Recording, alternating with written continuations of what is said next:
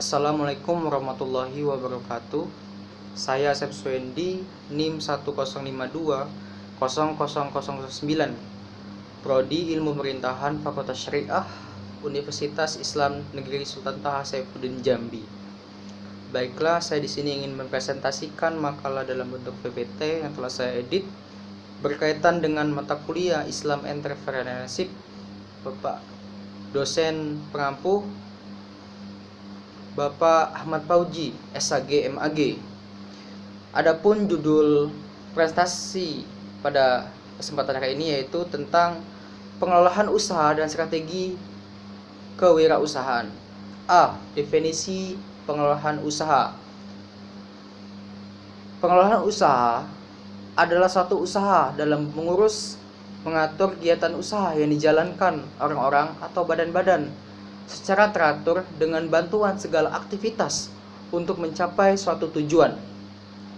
Pengelolaan usaha dapat juga didefinisikan sebagai kegiatan usaha yang dilakukan perusahaan atau individu dalam bisnisnya, dalam pendirian usaha, penyusunan anggaran keuangan, serta menjalankan perusahaan yang berkaitan aspek produk, pemasaran, sumber daya manusia, serta pengolahan keuangan.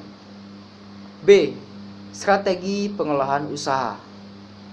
Beberapa hal yang menjadi patokan utama dalam mengolah usaha diantaranya adalah sebagai berikut. A. Pengolahan produksi. B. Pengolahan pemasaran. C. Pengolahan distribusi. D. Pengolahan keuangan. Poin C.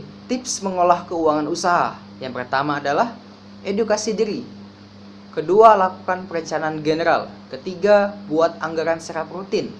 Keempat, awasi arus kas keuangan. Kelima, putar arus kas lebih cepat. Keenam, putar arus kas Anda. 7. Gunakan laba untuk kembangkan usaha. Kedelapan, pisahkan uang pribadi dan uang usaha. 9. Siapkan dana darurat. 10. Awasi harta, utang, dan modal. 11. Gunakan tenaga profesional. 12. Pisahkan akunting dan kasir. 13. Perhatikan kontrak pihak ketiga. Pengertian pemasaran. Ada beberapa definisi mengenai pemasaran, diantaranya adalah 1. Philip Kotler. 2. Menurut Philip Kotler. 3. Armstrong W. Stanton. Poin E. Macam-macam konsep pemasaran. Dalam pemasaran terdapat 6 konsep yang merupakan dasar pelaksanaan kegiatan pemasaran suatu organisasi, yaitu 1. Konsep produksi. 2. Konsep produk. 3. Konsep penjualan. 4. Konsep pemasaran. 5. Konsep pemasaran sosial. Dan 6. Konsep pemasaran global. Selanjutnya, poin F, sistem pemasaran. Sistem adalah sekelompok item atau bagian-bagian yang saling berhubungan dan saling berkaitan secara tetap dalam membentuk suatu kesatuan terpadu. Poin G, lingkungan sebuah sistem pemasaran. 1. Lingkungan makro eksternal. 2. Lingkungan mikro internal. 3. Lingkungan non pemasaran internal. Poin H, strategi pemasaran. Ada 3 faktor utama yang menyebabkan terjalinnya perubahan strategi dalam pemasaran, yaitu 1. Daur hidup produksi. 2. Posisi persaingan perusahaan di pasar. 3. Situasi ekonomi.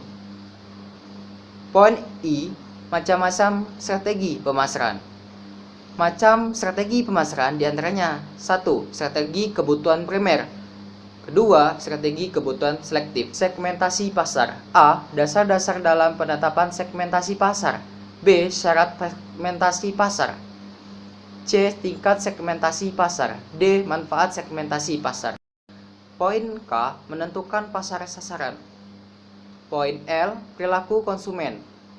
Perilaku konsumen merupakan tindakan-tindakan individu yang melibatkan pembelian, penggunaan barang dan jasa, termasuk proses pengambilan keputusan yang mendahului dan menentukan tindakan-tindakan tersebut sebagai faktor-faktor yang mempengaruhi perilaku konsumen. Poin M. Teknik pengembangan usaha. 1. Perluasan skala ekonomi. 2. Perluasan cakupan usaha.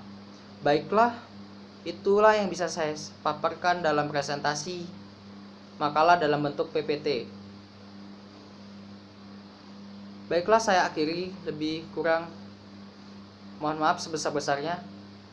Wabillahi taufik walhidayah. Wassalamualaikum warahmatullahi wabarakatuh.